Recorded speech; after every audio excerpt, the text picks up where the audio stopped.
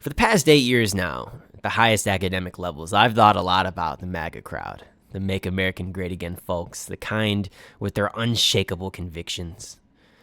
And I've thought about convictions a lot in general, morality. What makes people believe what they do? And what makes people, even worse, act upon something that they may not even believe in? Right? What kind of conviction is that? The raw, unshakable kind, blind, absolute in nature. The kind where people rally behind a delusion, yet they call it freedom. The kind where they will follow someone into ruin, smiling the entire way.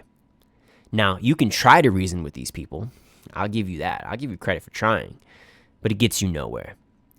And I think that this crowd here, the MAGA crowd, they've never wanted a savior like Trump.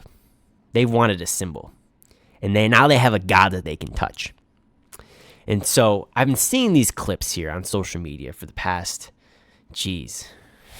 couple years now. And they've gotten really bad in recent times where people are making fun of this crowd, 1/3 of the country here.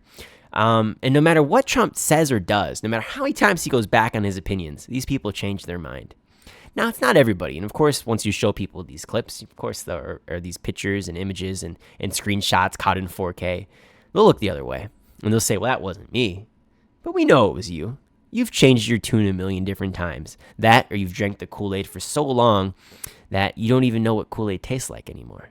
You're blinded by it. Senseless. And so we're going to look at some images here today that I found on Twitter because they're just hilarious to me.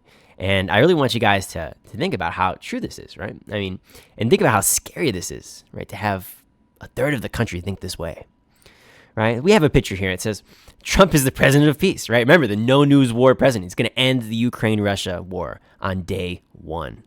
Day 1. Well, turn him around, put the little computer chip, war is good. Let's bomb Iran. World War III sounds fun, right? They're all excited now. They want to go to war, right? They've supported him the entire time, right? The no new wars president, right? War is good now. What about this one here? War is good now. The masses, right? I stand with Trump. I stand with Trump. He made the right call. I've seen this posted so many times you can't even believe it. And it's terrifying to me.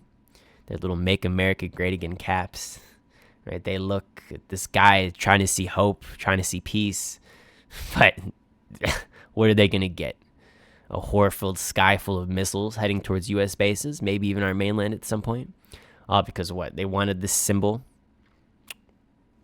I don't know. So now I got a lot of other tweets here we'll show you, just to set the stage here. I found this great character here on Twitter, and he says, he goes around posting screenshots of people on their past tweets. It's hilarious to me, right? So here's one here. It says, Justin, Trump's administration tells allies will not get involved in war against Iran unless Iran attacks Americans. He said, good, not our war, right? And this is just a few days ago. Next thing you know, he says, I stand with Trump. I trust Trump. He made the right call, right, to bomb nuclear facilities in Iran. I don't know. It seems a little bit hypocritical to me. You wouldn't catch me dead saying that. Right? You changed your tune in a matter of days. Seems wrong to me. Here's another one here. We got Rep. Nancy Mace. This is where we should put our party aside and stand for the oath that we all took. Congress alone decides if we go to war. I join my colleagues on both sides insisting that we follow the Constitution. Next thing you know, 2 days ago, she says, just texted at POTUS to congratulate him. Greatest president in American history. I'm speechless. He's done what no one else could ever do. These people, these fucking demagogues of peace, we all know what they really are. They're charlatans. And it's clear as day. You catch them in 4K, they don't even care. Here's some more here I found today. This one's pretty hilarious too. It says, it's a call. They all flipped their opinions 180 degrees. The minute dear leader did the opposite of what he campaigned on. Someone says, are we at war? He says, yes. It's clear as day. I think we're at war. But here we go. This one's hilarious. We got this one here. You can read that comment for yourself there. and says there's a ton of backlash from Republicans on this, right? And then what? Post a screenshot. Says, how stupid can you be? I like how you blame Trump and not the countless other presidents before him that have done worse. Right? Brutal. Brutal. Here's another one. No, you just wish we did. Is this you? If you're no longer MAGA because Trump wiped out Iran's nuclear sites, you were never MAGA to begin with. What an unfortunate turn of events where we have in this country people who support the idea of peace. But when it really comes down to it, they don't support it at all. They're not really for it. In fact, I don't think that they're for anything. I don't think that they're neither bad nor good sometimes. Some of them are for bad, of course. I think a lot of the politicians who are clearly bought, I do think that they're evil. I do. I do believe that. And even if they're not necessarily evil, the people who are supporting these atrocities to get rich, and they know that they're doing it to get rich, they're evil.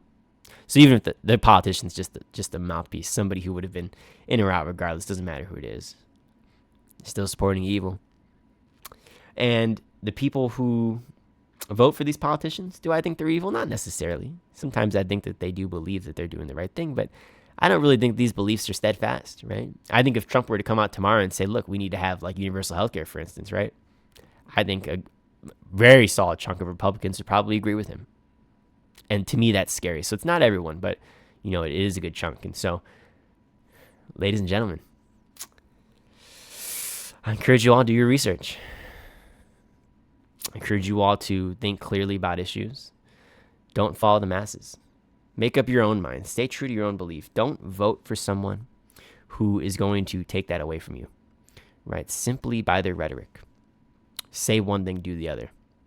Right? Again, they got a God that they can touch. They got their symbol. And I think we have to vote them out. Have a great day, ladies and gentlemen.